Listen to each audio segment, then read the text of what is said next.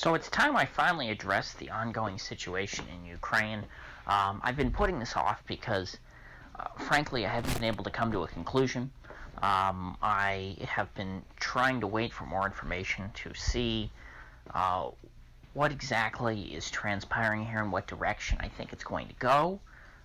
Ultimately, in these sorts of cases, I lean towards the normalcy bias of, yeah, it's probably not going to turn into any kind of huge global disaster. But what I'm hearing out of the United States, particularly Joe Biden's phone call yesterday with Zelensky, the president of Ukraine, as well as Lloyd Austin, the head of the Pentagon's phone call with the Ukrainian defense minister, I'm not feeling very encouraged. I guess I can hope that it's just brinksmanship and that these are empty threats that Biden and Austin are making. But frankly, the tenor and the attitude of the political establishment in the U.S., the so-called adults in the room who have recently taken over after the end of the Trump administration, does not give me much hope. I think that they drink their own Kool-Aid, and I think that they've bought into their own myths about the supremacy of America on the world stage and how we can just impose our will anywhere we want. Essentially, from what I gather, there has been a lot of troops building up in the conflict areas in Ukraine. You have the Ukrainians moving in their troops and their military infrastructure into Donbass and around Crimea, and you have the Russians doing the same on opposite sides. They're sort of mounting troops, and you have a bit of a standoff going on. And the Biden administration is clearly trying to tip the scales. What they're doing here is trying to, come in strongly behind the Ukrainian side and hope that the Russians will simply back down. And I think that the United States is making a similar mistake here to the one that was made when dealing with Saddam Hussein back when he invaded Kuwait.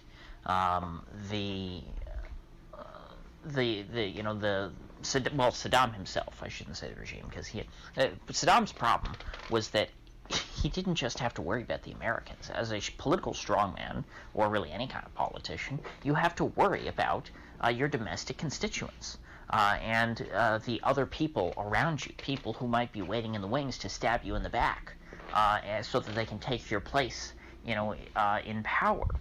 And Saddam was quite concerned that if he just backed down from the Kuwait situation, if he just ran away with his tail between his legs without a fight just because George Bush told him to, that he would look weak and feckless to other people in the Ba'athist regime, and that his position in the country would be weakened. And so therefore he felt like he had to stand and fight. And I don't think that Putin probably is in as vulnerable of a situation as Saddam Hussein. I think that Putin probably has an even stronger grip on power than Saddam did in 1991.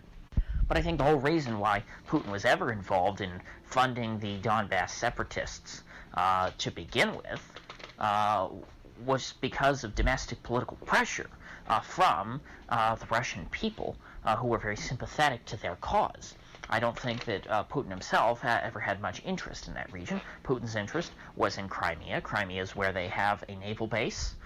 If a pro-NATO government took over Ukraine, like what happened, 2014, that threatens Russia's position in Sevastopol, their naval base, and so Putin moved in to secure that position militarily, and I think that's really what Putin cares about. But these other regions are politically important. And so it's not so easy for him to just back down if Joe Biden says, hey, you better back down or else, fella. The danger of the adults in the room is that they think that they have so much authority, that they are so powerful, that these words alone can deter and can nullify all other motivations that these two groups have for wanting to fight each other. And in fact, it has the potential to make a real war even more likely, because it shows because you're backing Putin further into a corner. You're making the Russians feel that hey, this is a big deal. The Americans are coming in on the opposite side. This situation is a major threat to our security, and so that could encourage them to act more swiftly in doing whatever they intend to do. Now, what the Russians don't have an incentive to do is to try and cross any of these lines and to advance further and conquer all of Ukraine. That is just a fiction. There is no real danger of that happening. It would be suicidal on the part of the Russians. I think that Putin understands that the central government in Kiev is held by the Western powers, and that to attack it and topple it would incur the wrath of the United States, which is a nuclear power. And I think that Putin is one of the only leader, actually probably the only leader of a nuclear armed state who consistently speaks the truth when it comes to nuclear powers being unable to go to war with each other. That's just flat out not an option. Never an option. You can never have two nuclear armed countries that go to war with one another, because that would lead to a nuclear war, and that's not acceptable. Other countries always say, well, we have to keep all options on the table, like when you have India and Pakistan, or China and the U.S. Although the U.S. almost plays this game where they just pretend that nuclear weapons don't exist, as if we got into a war with any of these nuclear powers, that both sides would just, have a gentleman's agreement not to nuke each other. And that even in a moment of existential crisis, when you have the enemy, marching on your capital, you would not use your nukes because, gee, we wouldn't do that. That's so uncivilized. But, Putin, of course, does talk about using nukes against non-nuclear powers all the time. I think that Russian doctrine does call for the use of tactical nukes in certain applications. Now, another negative to Biden and Austin calling in, reaffirming their support for Ukraine's Euro-Atlantic aspirations, I believe was the direct quote from Lloyd Austin, i.e. saying, oh, you want to join the EU and NATO? Yeah, we're all for that. Because, that certainly is going to make Putin back down when you confirm everything that he fears. Sure, that's a great strategy, Mr. Austin.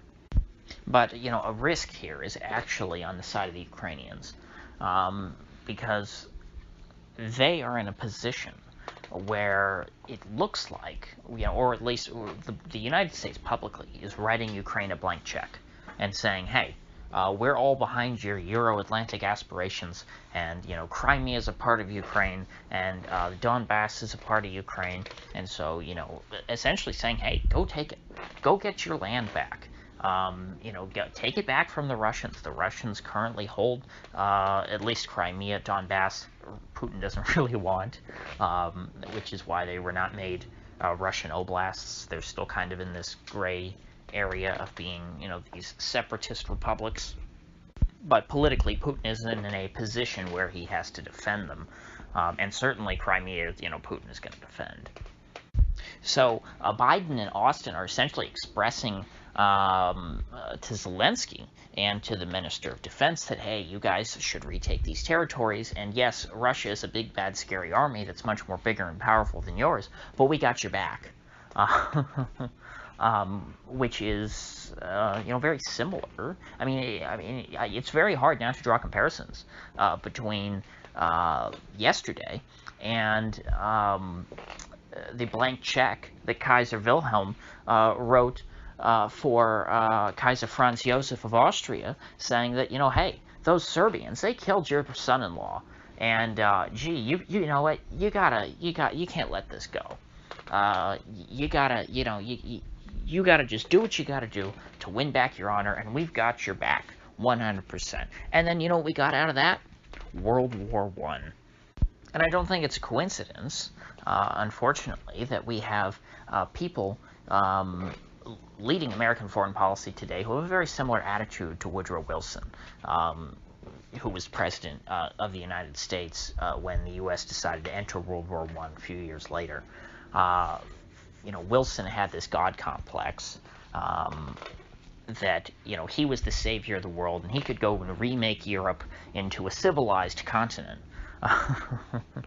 And, of course, in the process, he got us into what had been, up to that point, the worst war in human history, and then directly led into the next worst war in human history, all in the name of making the world safe for democracy. So the correct fear here is not that, Putin is going to invade Ukraine and march all the way to Kiev and, conquer the country because, the U.S. is not being a strong enough ally. No, the fear here is that the U.S., because they have written a blank check to Zelensky, he takes that and tries to cash that check by firing the first shots over the border at the Russians in an attempt, knowing that he can't retake these territories himself, hoping that, hey, we start the job, and then Biden says he's going to come in and he's going to have our back, and he's going to back us up, and then we can reconquer, these lost territories that, were stripped away from us over the past few years. And so what do you expect the Russians to do? You expect the Russians just to run away with their tail between their legs like Saddam Hussein? Not even he did that. Does Joe Biden expect the Crimean War, or the Second Crimean War, to be his Gulf War? The Gulf War was very politically advantageous for George H.W. Bush. Still wasn't enough for him to win re-election, but it was seen as a very successful thing. Oh yeah, you made the world safe for democracy. You've prevented us from having to experience Hitler revisited, as George H.W. Bush so inarticulately put it back then. Now, there are skirmishes going on between the Ukrainians and the Russians already. There are soldiers who have died on the Ukrainian side, I presume on the Russian side as well.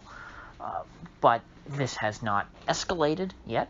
It has not, we're kind of at the point where we were with India and Pakistan a couple of years ago, and I was following that very closely day by day.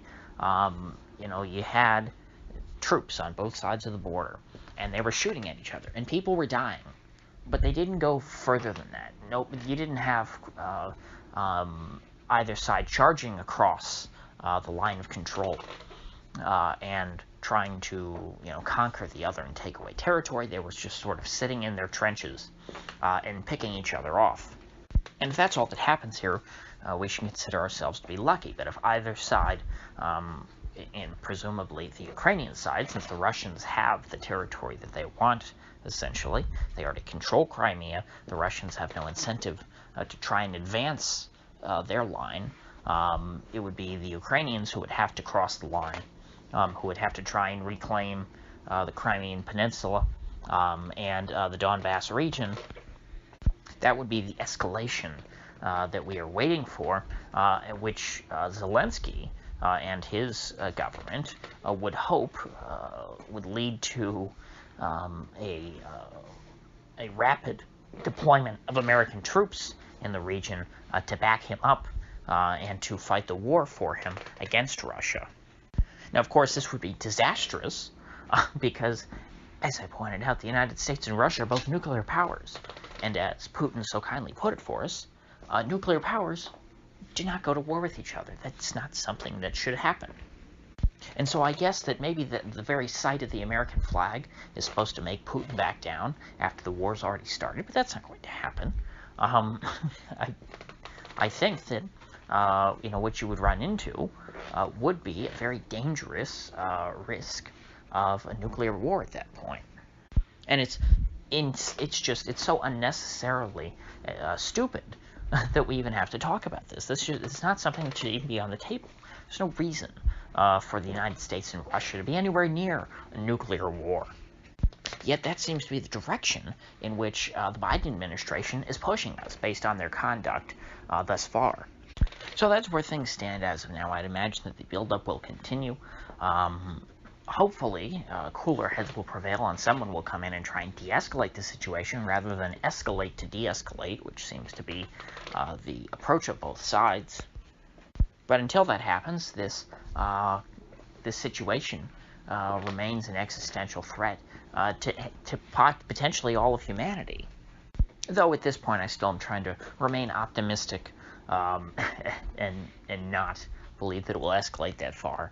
But it's hard to say with the way that the U.S. establishment has degraded intellectually over the past few years. It's hard to have much faith in them to avert a crisis that they can't even see coming. They don't even understand what the problem is here. They don't understand why there's a danger. And so they cannot begin to try and avoid that danger. If they do, it'll be entirely by accident. So I think I will leave things off there for today.